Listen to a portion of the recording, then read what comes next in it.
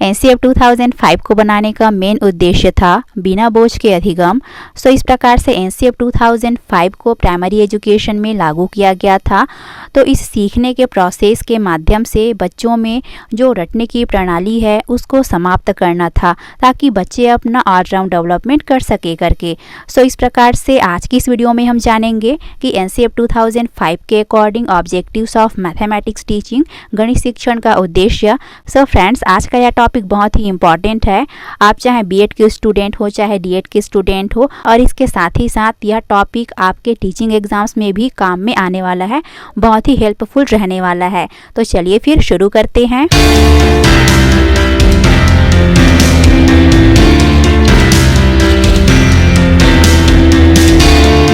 So friends, इस video में आगे बढ़ने से पहले अगर आप इस चैनल पर पहली बार आए हैं तो इस चैनल को ज़रूर से सब्सक्राइब कर लीजिए और बेल आइकन को प्रेस कर लीजिए, क्योंकि इस चैनल पर मिलते हैं आपको बीएड और डीएड से रिलेटेड सभी टॉपिक्स पर फुल डिस्कशन वीडियो।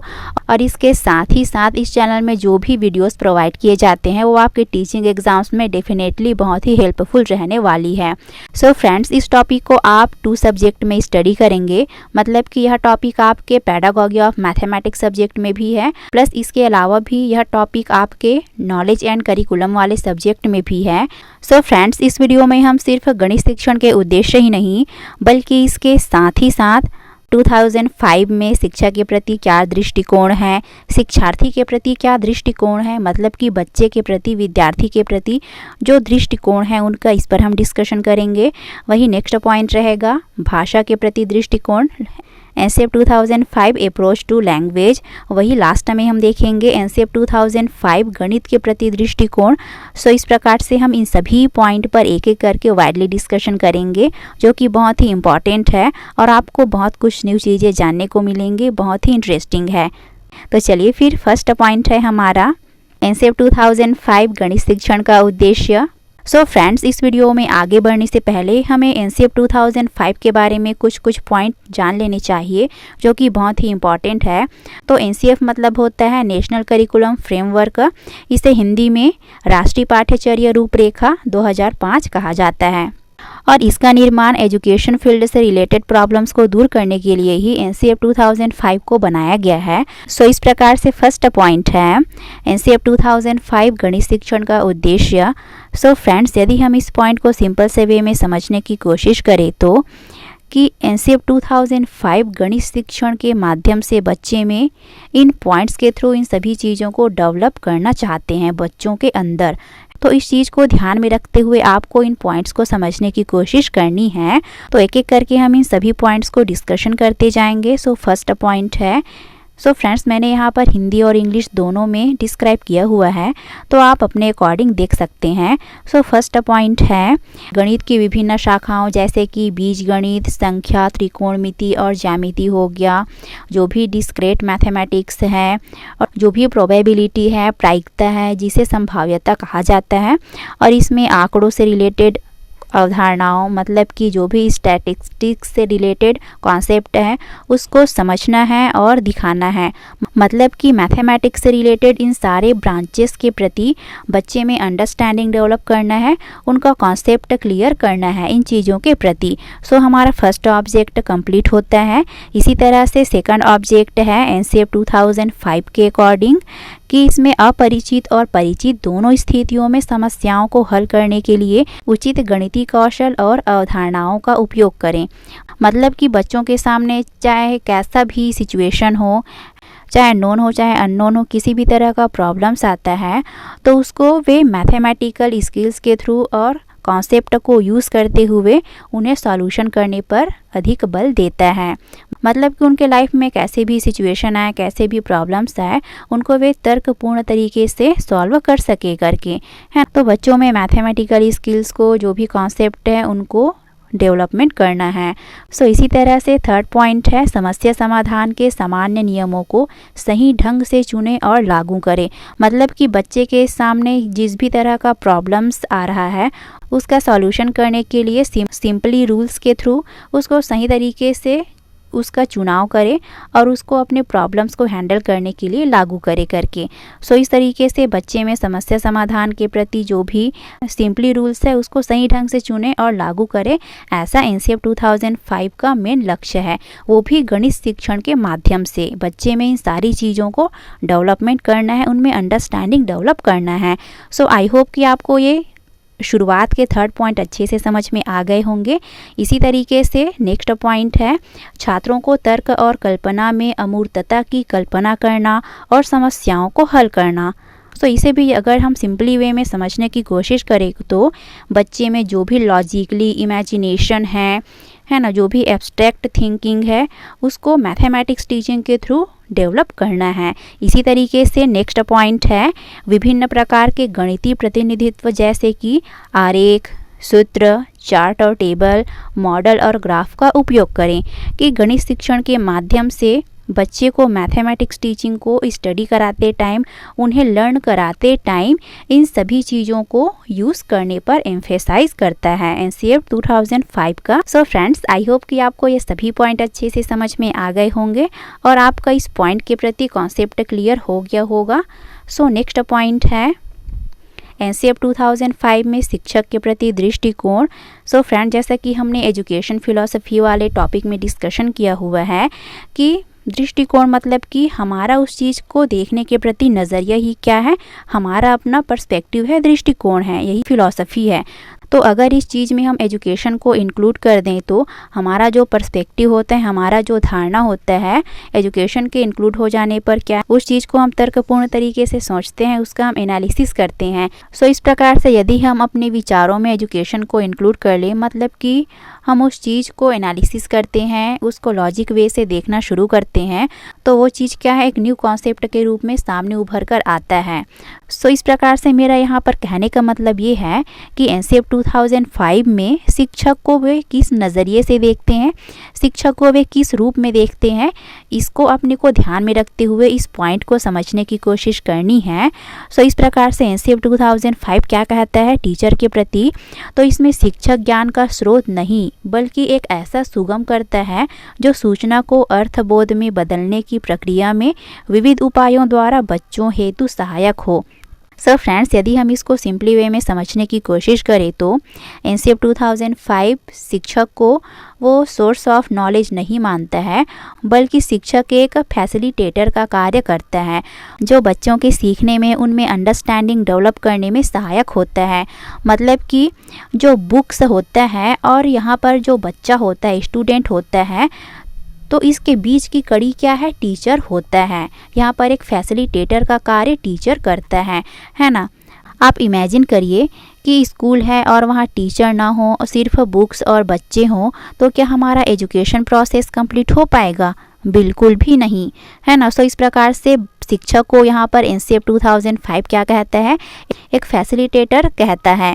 मतलब कि टीचर जो है बच्चे को मीनिंगफुल एजुकेशन प्रोवाइड करने का एक माध्यम है, एक फैसिलिटेटर का कार्य करता है। और इस प्रोसेस में टीचर जो है जो भी इन्फॉर्मेशन होता है, चाहे वो बुक्स का इन्फॉर्मेशन हो, चाहे अदर इन्फॉर्मेशन हो, उसको वे अर्थपूर्ण तरीके से बहुत सारे प्रोसेस के माध्यम से या फिर विभिन्न उपायों के माध्यम से बच्चों के लिए वे हेल्प करते हैं ताकि बच्चे वैल्यूएबल और मीनिंगफुल एजुकेशन प्राप्त कर सके करके। सो इस प्रकार से आई होप कि आपको ये पॉइंट भी अच्छे से समझ में आ गए होंगे और इसे आप अपने वर्ड में डील कर लेंगे। सो फ्रेंड्स, इस प्रकार से आपको इस पॉइंट में सिर्फ इतना ध्यान रखना है कि इसमें एनसीएफ 2005 टीचर को एक फैसिलिटेटर कहता है ना, जिसके माध्यम से बच्चे मीनिंगफुल एजुकेशन प्राप्त करते हैं। सो आई होप कि आपको ये पॉइंट भी अच्छे से समझ में आ गए होंगे। और फ्रेंड्स, आप लोग यहाँ पर देख लीजिएगा, इंग्लिश में अगर कहीं पर मिस्टेक होगा तो इसे आप करेक्शन कर लीजिएगा। सो नेक्स्ट पॉइंट है एनसीएफ 2005 में शिक्षार्थी के प्रति दृष्टिकोण। तो एनसीएफ 2005 बच्चे के प्रति क्या कहता है, एक विद्यार्थी के प्रति क्या कहता है, इसको हम देख लेते हैं। तो प्रत्येक बच्चे की सीखने की गति प्रकृति क्या है, अलग अलग होती है। मतलब कि हर बच्चे का सीखने का प्रोसेस क्या है, किसी का फास्ट है ना, कोई बच्चा जल्दी सीख लेता है तो कोई बच्चा धीमी गति से सीखता है है ना। कोई किसी बच्चे का सीखने का प्रोसेस मिड में होता है, तो इसी प्रकार से हर बच्चे का अपना अलग अलग नेचर होता है, अपना एक अलग अलग स्वभाव होता है। सो इस तरीके से सभी बच्चे सक्रिय रूप से पूर्व ज्ञान एवं उपलब्धि सामग्री गतिविधियों के आधार पर अपने लिए अर्थ का निर्माण करते हैं।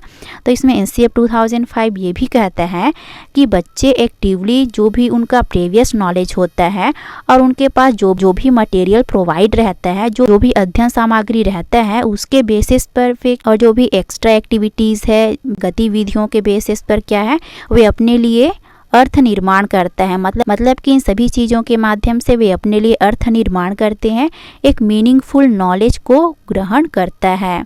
सो आई होप कि आपको ये पॉइंट भी अच्छे से समझ में आ गए होंगे। अब नेक्स्ट पॉइंट है एनसीएफ 2005 भाषा के प्रति दृष्टिकोण। तो इसमें लैंग्वेज के प्रति एनसीएफ 2005 क्या कहता है, तो इसमें बच्चों में भाषा समझने अभिव्यक्त करने की क्षमता जन्मजात होती है। सो फ्रेंड्स, इस वीडियो के एंड में मैं आपको कुछ ट्रिक्स भी बताऊंगी इस टॉपिक से रिलेटेड। सो हम पहले इसको देख लेते हैं। तो इसमें एनसीएफ 2005 ये कहता है कि बच्चों में भाषा समझने अभिव्यक्त करने की क्षमता जन्मजात होती है करके। Children have an innate ability to understand and express language. जैसे कि हमारे सामने कोई सा भी टॉपिक है तो उस टॉपिक को हम सभी क्या है अलग अलग तरीके से समझते हैं। मतलब कि उस टॉपिक के बारे में तो हमारा जो मेन लक्ष्य होता है वो सेम ही रहता है, बट हम उसको अलग अलग वे से अलग अलग रूप में हम सभी में अपना समझने का तरीका भी अलग रहता है और किसी भी चीज़ को एक्सप्रेस करने का भी तरीका अलग अलग रहता है और वो भी इनेट एबिलिटी होता है ना। सो इस प्रकार से बच्चे में भाषा को समझने की इनेट एबिलिटी होती है। सो फ्रेंड्स, ये पॉइंट भी सिंपल सा है। सो आई होप कि आपको ये पॉइंट भी अच्छे से समझ में आ गए होंगे। अब नेक्स्ट पॉइंट है एनसीएफ 2005 गणित के प्रति दृष्टिकोण। तो फ्रेंड्स, यह पॉइंट जो है जो गणित शिक्षण के उद्देश्य हैं उससे थोड़ा थोड़ा सिमिलर है। तो आप चाहें तो उस पॉइंट से रिलेट करते हुए इस वाले पॉइंट को समझ सकते हैं। तो इसमें क्या कहा गया है, तो इसमें एनसीएफ 2005 ये कहता है गणित के प्रति बच्चे गणित की मूल संरचना को समझने, अंक गणित, बीज गणित, रेखा गणित, त्रिकोणमिति के सभी मूल तत्व, समस्या समाधान की अनेक युक्तियां अर्थात सामान्य परिमाण, स्थिति विश्लेषण, अनुमान लगाना, पुष्टि करना आदि पद्धति मुहैया कराते हैं, है ना। तो मैथमेटिक्स टीचिंग के थ्रू बच्चे में इन सारी चीज़ों को डेवलपमेंट करना ही क्या है एनसीएफ 2005 का मेन लक्ष्य है। सो इस प्रकार से एनसीएफ 2005 के अकॉर्डिंग कि गणित शिक्षण में ये सारी चीज़ें इंक्लूड रहनी चाहिए ताकि बच्चे में इन सारी चीज़ों के प्रति अंडरस्टैंडिंग डेवलप हो सके, उनका क्वालिटी नॉलेज और भी इम्प्रूव होते जाए करके। सो फ्रेंड्स, आई होप कि आपको ये सभी पॉइंट अच्छे से समझ में आ गए होंगे। तो मैं आपको वीडियो के एंड में कुछ बताने वाली थी, वो यह है कि हम इसमें देखते हैं कि जितने भी ये पॉइंट है उसका मेन जो सेंटर पॉइंट क्या है कि इसमें बच्चे को रिलेट करते हुए ही क्या है इन सारे पॉइंट्स को कहा गया है। जैसे कि हम इस पॉइंट को ही देख लेते हैं।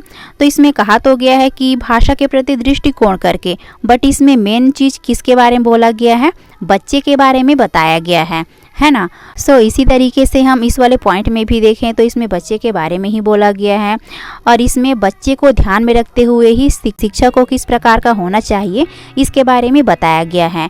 सो फ्रेंड्स, ये थे कुछ इंपॉर्टेंट पॉइंट्स। यदि आप इस पॉइंट को ध्यान में रखते हैं जो मैं अभी बताई हूँ तो आपको ये सारे पॉइंट ईजिली समझ में आ जाएंगे और इसे आप अपने वर्ड में डील कर लेंगे और इसके साथ ही साथ आपके टीचिंग एग्जाम्स में भी ये बहुत हेल्प करेगी। सो फ्रेंड्स, इस प्रकार से इस टॉपिक का कंक्लूजन यह निकलता है कि एनसीएफ 2005 का मेन लक्ष्य था कि लाइफ और नॉलेज के बीच जो डिस्टेंस है उसको कम करना है। मतलब कि एनसीएफ 2005 का मेन लक्ष्य है बच्चे के स्कूली लाइफ को और उसके रियल लाइफ को कनेक्ट करना, जिससे कि बच्चे जो है रटने की अपेक्षा चीज़ों को समझने की कोशिश करें और उसका ऑलराउंड डेवलपमेंट हो सके करके।